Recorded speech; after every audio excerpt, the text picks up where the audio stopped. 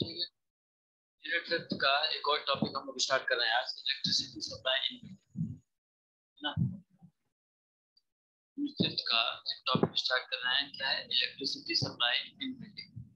Building में जो electricity supply है वो किस तरीके से होता है और इसके क्या क्या बेसिक पॉइंट्स हैं वो हम लोग देखने जा रहे हैं। ठीक है, ये एक इम्पॉर्टेंट पॉइंट है बिल्डिंग की सेफ्टी के लिए और फैसिलिटी प्रोवाइड करने के लिए भी। जैसे फैसिलिटी की बात करें तो बिल्डिंग के अंदर लाइट, फैन और जितने भी appliances है वो सब चलने के लिए सप्लाई होना बहुत जरूरी है।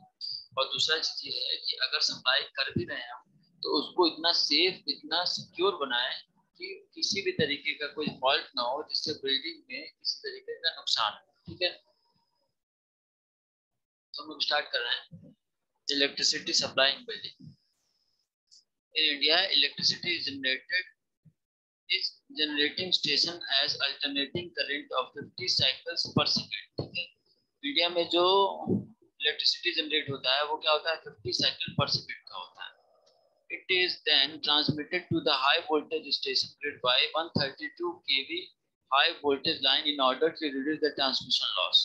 ठीक है, फिर इसके बाद क्या करते हैं, हाई वोल्टेज स्टेशन से ग्रिड नेशन से इसको फॉरवर्ड करते हैं, और जिसमें क्या होता है, हाई वोल्टेज फ्लो होता है कितना, 132 kV का। ठीक है, ताकि ट्रांसमिशन में जो लॉस है उसको रिड्यूस किया जा सके। The electricity is further step down at electric sub station to 11 kV 3 phases and 50 cycles. ठीक है, जब पावर मतलब ट्रांसमिशन जब इसका हो जाता है नेशनल ग्रिड से, उसके बाद इसको सब स्टेशन ले आया जाता है। सब स्टेशन जब आता है तो इसको क्या करते हैं, इसका वोल्टेज जो है, इलेक्ट्रिसिटी जो है वो कम करते हैं। कितने पे ले आते हैं इसको, 11 kV पे और 3 फेज, जिसका साइकिल जो होता है वो 50 साइकिल पर सेकेंड ही होता है अभी भी। This supply voltage is further reduced by local transformer and supplied to the nearby building as single phase और 3 phase supply। ठीक है, इसके बाद लोकल ट्रांसफार्मर से होते हुए ये बिल्डिंग में जाता है 3 फेज या 2 फेज सप्लाई देने के लिए। ठीक है, बिल्डिंग में सिंगल फेज या 3 फेज सप्लाई देता है। 50 cycle per second at 220 volt between the phase and neutral। ठीक है, जो फेज और न्यूट्रल के बीच में 50 साइकिल पर सेकंड का होता है, साइकिल होता है। ठीक, अल्टरनेटिंग करंट का। और उसके बाद जो वोल्टेज होता है वो 220 वोल्ट का होता है सिंगल फेज और न्यूट्रल फेज के बीच में। यही सप्लाई जो है वो बिल्डिंग में, रेजिडेंशियल बिल्डिंग में दिया जाता है। In single phase supply we get one line phase wire and a neutral। ठीक है, सिंगल फेज सप्लाई में क्या होता है कि एक लाइन फेज वायर होता है और एक न्यूट्रल होता है। ठीक है, एक जो है जिसमें इलेक्ट्रिसिटी फ्लो होता है और एक न्यूट्रल वायर होता है। It is usually employed for low load. ठीक है, ये लो लोड के लिए अप्लाई किया जाता है। जैसे रेजिडेंशियल बिल्डिंग हो गया, इसमें ये अप्लाई करते हैं। In a three phase supply we get 3 line phase and neutral। ठीक है, 3 फेज सिस्टम में क्या होता है कि 3 लाइन फेज रहता है और एक न्यूट्रल रहता है। 3 में इलेक्ट्रिसिटी फ्लो होगा और उसके साथ साथ एक न्यूट्रल होगा जिसमें इलेक्ट्रिसिटी नहीं होगा। A system of fuse of 330 or 100 ampere capacity is installed between the supply inlet and electric meter board by the supply agency to isolate the main supply from the building। एक system, fuse का एक system लगाया जाता है जो 30 ampere से लेके 100 ampere के कैपेसिटी का होता है। और ये कहाँ सब लगाया जाता है, जो इनलेट सप्लाई दिया जाता है और जो मीटर बोर्ड है उनके बीच में दिया जाता है, ताकि जो मेन सप्लाई है उसको बिल्डिंग के सप्लाई से अलग रखा जा सके। जो मेन सप्लाई है उसको जो है बिल्डिंग के सप्लाई से अलग रखा जा सके। For the fuses the wire are led to the meter and from there to the consumer unit, from where the electricity is distributed to the various part of the building। ठीक है, और fuse के लिए जो wire होता है वो metre में होता है, ठीक है। और वो कहाँ लगाया जाता है? The consumer unit from where the electricity is distributed, ठीक है। और ये कंज्यूमर यूनिट में लगाया जाता है जहाँ पे क्या होता है कि इलेक्ट्रिसिटी जो है वो बिल्डिंग के वेरियस पार्ट में डिस्ट्रीब्यूट हो रहा हो, ठीक है। वहीं पे हम एक फ्यूज लगाते हैं। इस फ्यूज के बाद ही इलेक्ट्रिसिटी जो है वो बिल्डिंग के डिफरेंट पार्ट में सर्कुलेट किया जाता है, ठीक है, सप्लाई किया जाता है।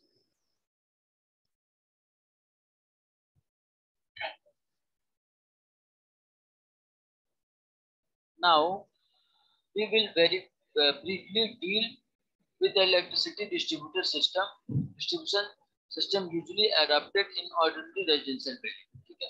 अब हम लोग जो है वो बेसिक स्टडी करना चाह रहे हैं, ब्रीफ स्टडी करना चाह रहे हैं इलेक्ट्रिसिटी सप्लाई का एक ऑर्डिनरी रेजिडेंशियल बिल्डिंग में क्या क्या होता है वो हम लोग देखते हैं आगे।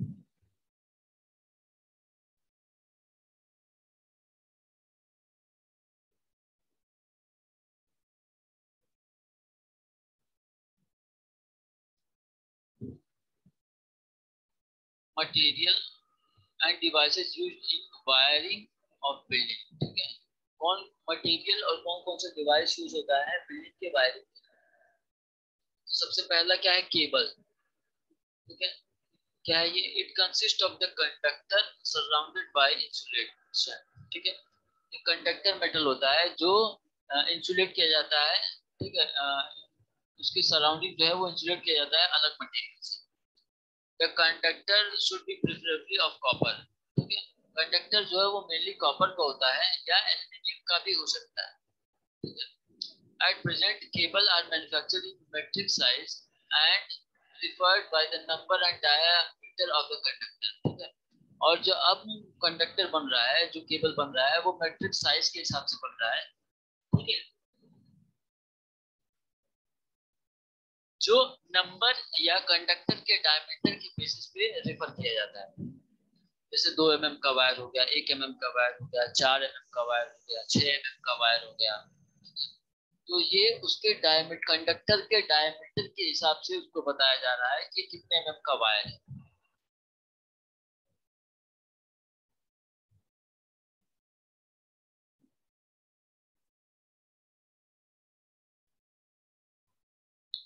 नेक्स्ट है fuses. A fuse protect appliance and cable from damage by electrical fault and is similar to safety valve in boiler system, ठीक है। एक फ्यूज क्या होता है? वो जो होम एप्लीकेशंस हैं, एप्लियंसेस हैं, उसको जो है वो डैमेज होने से बचाता है जब इलेक्ट्रिसिटी में कोई फॉल्ट होता है, ठीक है। जब इलेक्ट्रिकल कोई फॉल्ट होता है या वोल्टेज जो है वो ज्यादा फ्लक्चुएट होता है तो ये फ्यूज जो है वो हमारे घर के है उनको प्रोटेक्ट करता है। The current rating should be lower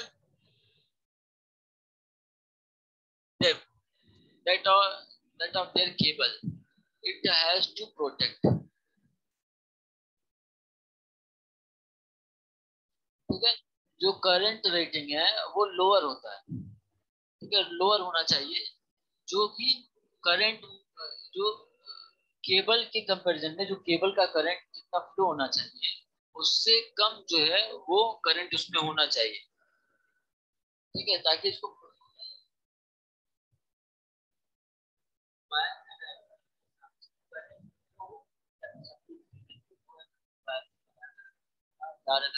कितना करंट होगा या 8 एमएम के बाद कितना करंट होगा, उस बेसिस पे हम डिसाइड करते हैं कि कहाँ पे कौन सा वायर लगाना है। जहाँ जितना ज्यादा करंट फ्लो होगा, जहाँ जितना ज्यादा करंट का रिक्वायरमेंट होगा वहां पे उतना ही हाई डायमीटर का केबल इस्तेमाल करेंगे, ठीक है। तो जब हम फ्यूज इसलिए लगाते हैं कि करंट जब भी जो है वो उसकी कैपेसिटी से बाहर फ्लो होने लगे तो ये जो फ्यूज है वो अपने आप जो है वो डिस्कनेक्ट हो जाए। और ये जो फ्यूज है उसमें फ्यूज में जो मेटल यूज किया जाता है वो उसकी वायर की कैपेसिटी से कम कैपेसिटी वाला वायर उसमें यूज करते हैं, मेटल यूज करते हैं, ताकि जब भी जो है वो करंट इसमें इससे ज्यादा फ्लो हो, जैसे 10 एम्पियर का करंट किसी वायर में फ्लो हो सकता है मैक्सिमम, तो जो फ्यूज यूज करेंगे उसमें क्या होगा कि वो 10 mm से कम करंट जो है वो उसमें से फ्लो कराएगा। जैसे ही 10 mm अपने मैक्सिमम पे वो पहुंचेगा, ये फ्यूज जो है वो बंद हो जाएगा, टूट जाएगा। ठीक है, तो उससे क्या होगा कि जो 10 mm के करंट का जो फ्लो है वो रुक जाएगा। जो हाई करंट फ्लो होगा, तो 10 एम्पियर का करंट का जो फ्लो होगा वो रुक जाएगा। ठीक है, इसलिए फ्यूज लगाया जाता है। फिर नेक्स्ट क्या है, मिनिएचर सर्किट ब्रेकर। ठीक है, MCB. MCB is a single pole switch which automatically switches off when excess current flow through its operating coil and thus flows in the circuit overloading और short circuit. ठीक है, MCB क्या है कि एक single pole जो है switch off है। ठीक है, जो क्या होता है कि करंट जब भी इसके अंदर एक्सेस करंट फ्लो होता है, इसके ऑपरेटिंग कॉइल से ज्यादा अगर इसमें एक्सेस करंट फ्लो होगा तो ये अपने आप फ्लो हो जाएगा। ठीक है, और ये करंट को जो है वो फ्लो होने से आगे रोकेगा। ठीक है, फिर नेक्स्ट क्या है, अर्थ leakage circuit breaker. If an electric appliance with a fault is connected to the line, and if its metal parts are not earthen,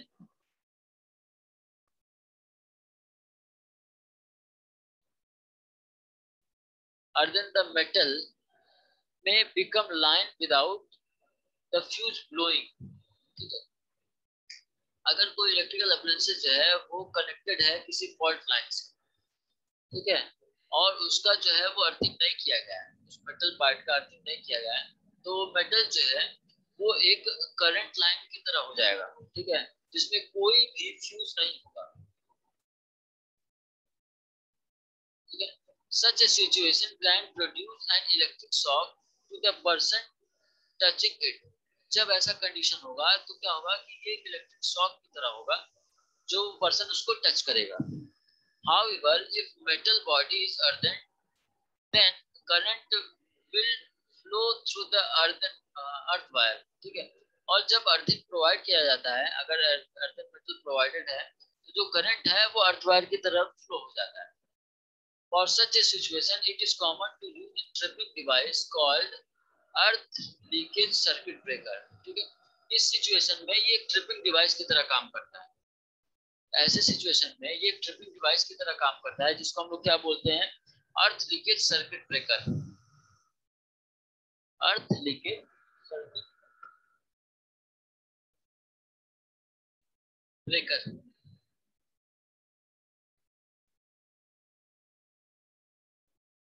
अब नेक्स्ट है एयर कंडीशनिंग।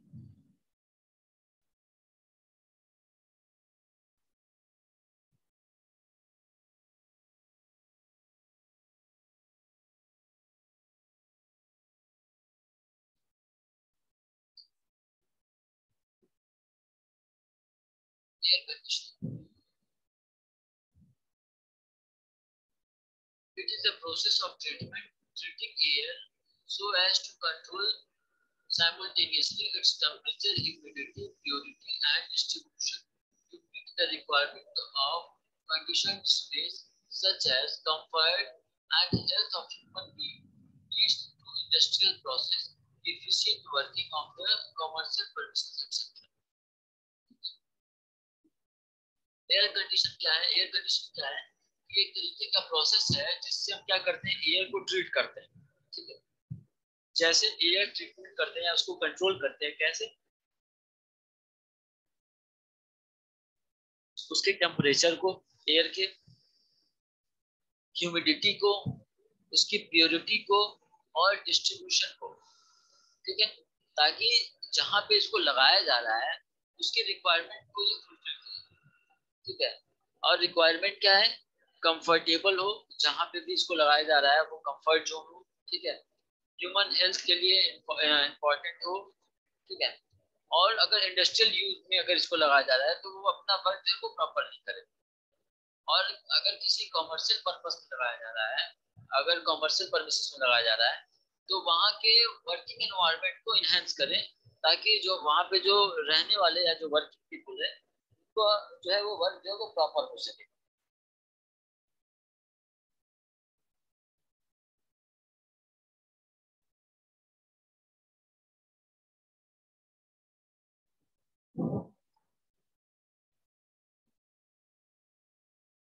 नेक्स्ट क्या है, principles of comfort air conditioning. क्या principal है comfort air conditioning का, वो यहाँ पे this involves proper control of temperature, humidity, and air velocity should the majority of people throughout the year।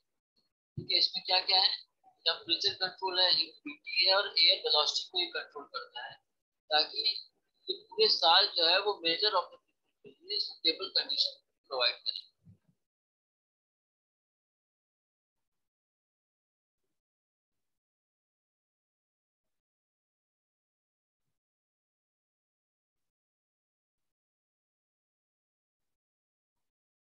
सबसे पहला क्या है, टेम्परेचर कंट्रोल। सबसे कंफर्टेबल जोन है टेम्परेचर कंट्रोल का, वो दिया गया है क्या, 21 से 25 डिग्री। जहाँ पे एयर कंडीशन लगाया गया है, एयर कंडीशन किया गया है, वहाँ पे टेम्परेचर है वो 21 से 25 डिग्री सेंटीग्रेड हो, कंफर्टेबल जोन बनाया जाता है। Air velocity control 6 to 9 metre per second, which is considered still air। 6 से 8 मीटर पर सेकंड का जो वेलोसिटी होगा इसको हम लोग क्या बोलते हैं, स्टिल एयर। नेक्स्ट क्या है, ह्यूमिडिटी कंट्रोल। ह्यूमिड कितना रहेगा उसको, control of humidity conditioned air is important। Dry air puts a great strain on the membrane of nasal passes, which may become dry and irritating। अगर air बहुत ज्यादा dry होगा तो वो हमारे नेसल पासेस की मेम्ब्रेन को हर्ट करेगा, स्ट्रेन क्रिएट करेगा, जिससे क्या होगा कि हमारे नाक का जो नेसल है वो तरीके से ड्राई हो जाएगा और उसमें इरिटेशन स्टार्ट हो जाएगा, उसमें इचिंग स्टार्ट हो जाएगा। Due to this moisture is added to heated water। इसी कारण से मॉइस्चर जो है वो ऐड किया जाता है heated water। ठीक है, इसको हम क्या बोलते हैं, ह्यूमिडिफिकेशन। ये प्रॉब्लम ना हो, इसीलिए हम क्या करते हैं, मॉइस्चर को ऐड करते हैं एयर में, और जिसको क्या बोलते हैं, humidification. An average value of relative humidity is 40 to 60 desirable. Humidity जो है वो 40 से 60 के बीच में जो है वो डिजायरेबल है। जो जहाँ पे एयर कंडीशनिंग कर रहे हैं वहां पे हमको क्या चाहिए, 40 से 60 के बीच में ह्यूमिडिटी चाहिए, ये डिजायरेबल है। नेक्स्ट क्या है, system of air conditioning. Depending upon location of air conditioning equipment, system are classified as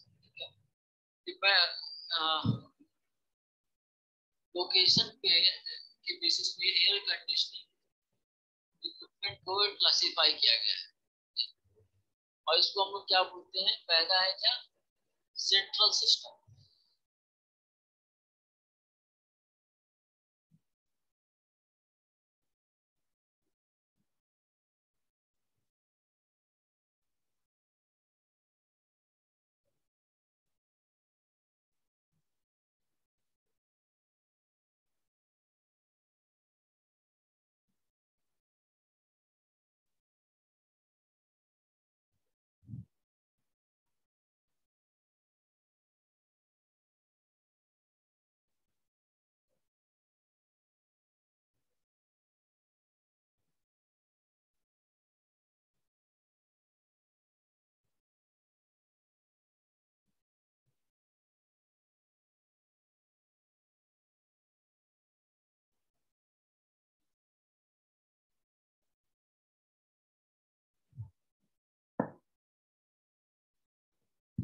central system इसमें क्या है, in this system all the equipment pertaining to air conditioning is installed in one focal and central point.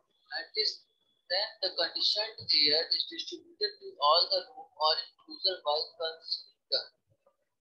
इसमें क्या है, इसमें जो भी equipment है इसको एयर कंडीशनिंग के लिए जो भी इंस्टॉल करना है वो पहले किसी सेंट्रल पार्ट में एक जगह इंस्टॉल होगा, और जब ये मशीन इंस्टॉल होगा तो उससे जो एयर कंडीशनड एयर है वो डिफरेंट डिफरेंट जगह पे इसको फ्लो कराया जाता है, डिस्ट्रीब्यूट किया जाता है। एक इससे कंसील डक्ट्स के जो है वो जितनी भी एयर है वो एक जगह से दूसरी जगह फ्लो कराया जाता है।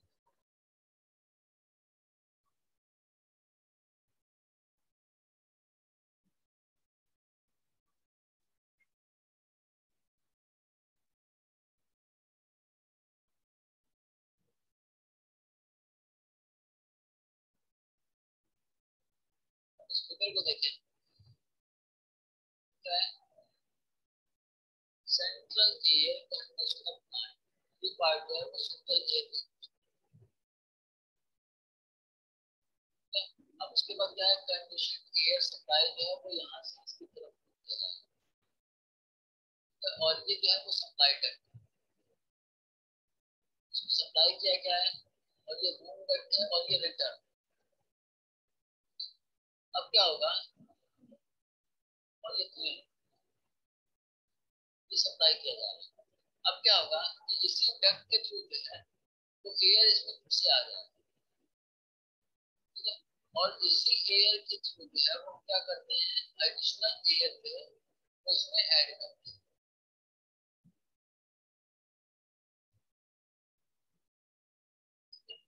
तो ये एक छोटा सा सेंट्रल एयर कंडीशनर का प्लांट दिखाया गया है, इसमें कैसे एयर फ्लो होता है।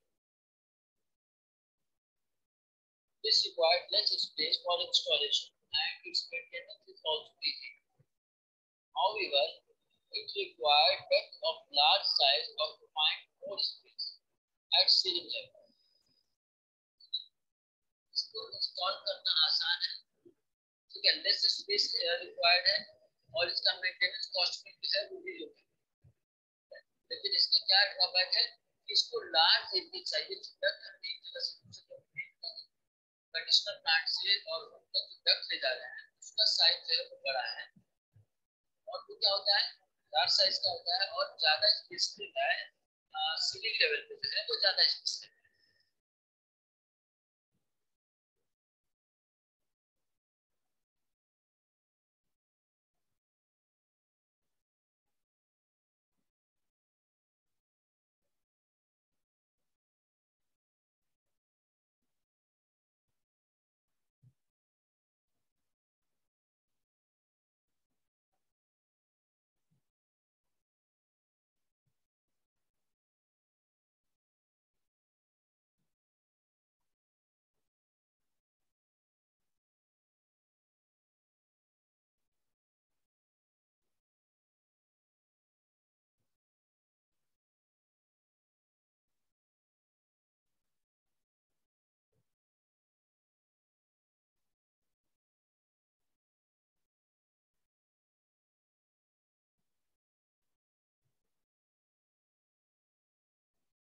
क्या है, सेल्फ कंटेंट और सिस्टम और यूनिट सिस्टम।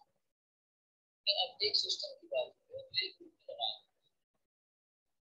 इस सिस्टम को table attractive cabinet module design the best decoration of modern arcade inside the near the ceiling or window.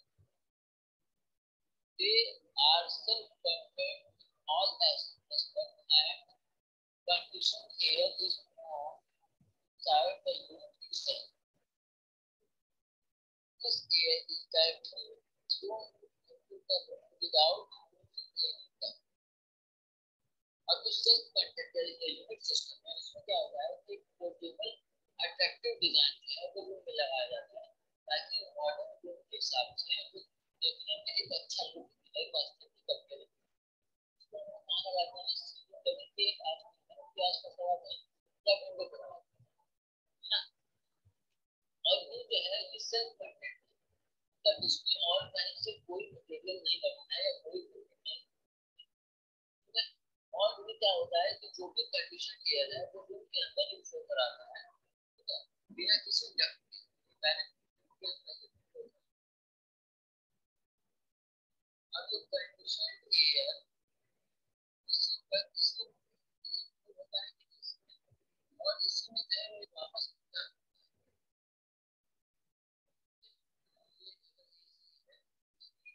से एयर होता है और फिर ये जो डक्ट है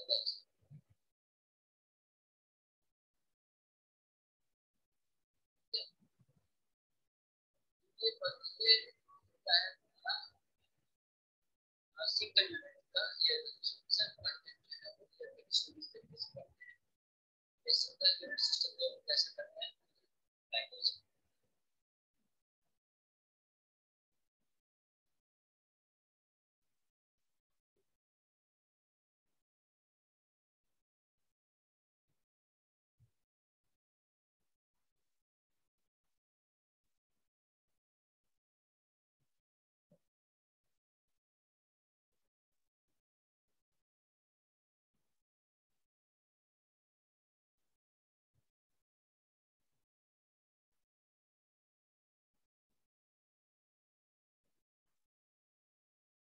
सिंगल कंटेंट और single system is that you will provide a clear condition and the of the supply from central system। इसमें क्या होता है कि हर एक का एयर कंडीशनिंग यूनिट होता है और इसमें क्या होता है सप्लाई होता है और सेंट्रल सिस्टम से होके आता है। सब system smaller size of duct ऐसे सिस्टम जो है वो स्मॉलर साइज के डक्ट वे यूज करते हैं और जो सिस्टम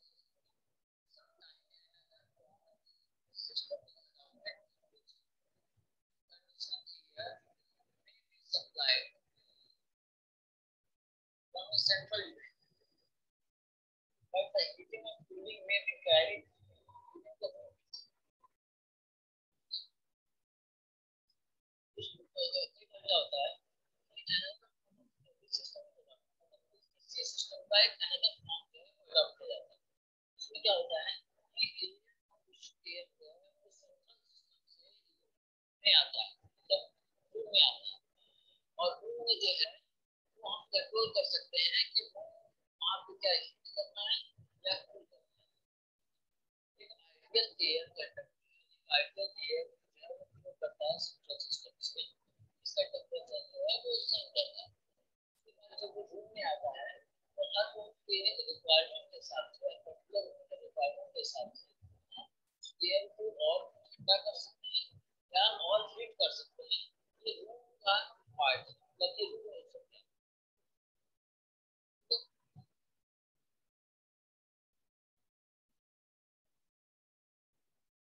कंबाइंड सिस्टम इसमें क्या this consist of central and self condition system. इसमें क्या होता है सेंट्रल और सेल्फ कंडीशन सिस्टम होता है। Central and semi conducting system जो क्या है कि सेंट्रल और सेमी कंडक्टिंग सिस्टम और लास्ट का दूसरा self conducting semi conducting system. Self condition semi conducting system ये कंबाइंड सिस्टम ये दोनों का जो कंपनी है इसमें पहला क्या है central and self conducting system. ये सेंट्रल होगा और सेल्फ कंडीशन। दूसरा क्या है central and semi conducting system. ये सेंट्रल होगा लेकिन सेमी कंडक्टिंग सिस्टम तो इसमें सारे चीजें जो है वो सेम एक जगह नहीं। और तीसरा क्या है सेल्फ कंडीशन। ये कंडीशन सेल्फ करेगा सेमी कंडक्टिंग सिस्टम लेकिन सारी चीजें जो है वो एक जगह नहीं होगा वो डक्ट के थ्रू जो है ट्रांसफर। इस soil movement the size of the structure, method of boiling and type of air conditioning unit of air for which air conditioning is required, number of room to be served, etc. ये जो air conditioning है ये parts का किसकी चीजों पर depend करता है कि स्ट्रक्चर का साइज क्या है, मेथड ऑफ क्या है, volume and type of air conditioning unit क्या है, कितना वॉल्यूम जो है एयर कंडीशन हो सकता है या एयर कंडीशनिंग का यूनिट जो है वो कितना बड़ा है।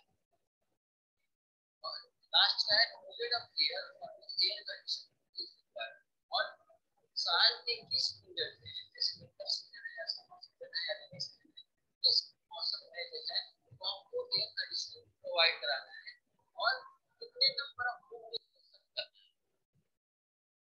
सारी चीजों पे डिपेंड करता है कि कौन सा मेथड ज्यादा सुटेबल है।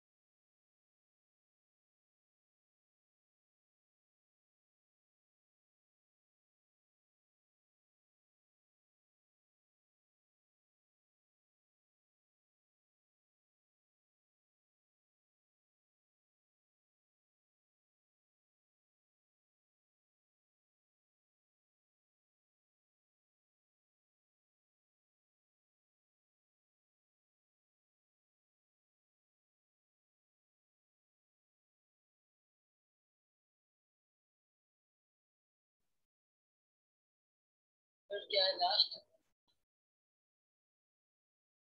Cycle of operation. Cycle of operation में सक्शन का एयर जो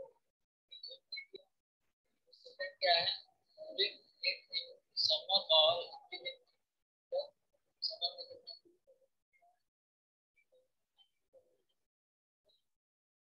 define if it is to be cooled or define if it is to be heated। अगर कूल करना है तो किस मॉडिफाई करें उसको समझते हैं कम करें और हीट करना है तो उसमें टेम्परेचर को ऐड करें रूम फॉर सर्कुलेशन और रूम के अंदर सर्कुलेट करने के लिए air is collected through the exhaust and this air and suck again through the media। और उसके बाद क्या करना है जो used air है उसको exhaust करें प्लस एयर के साथ मिक्स करें और फिर उसके बाद उसको फिल्टरिंग जैसे उसको सक करें। यहाँ तक ही रहने देते हैं अगली क्लास में यहाँ essential of air conditioning system से स्टार्ट।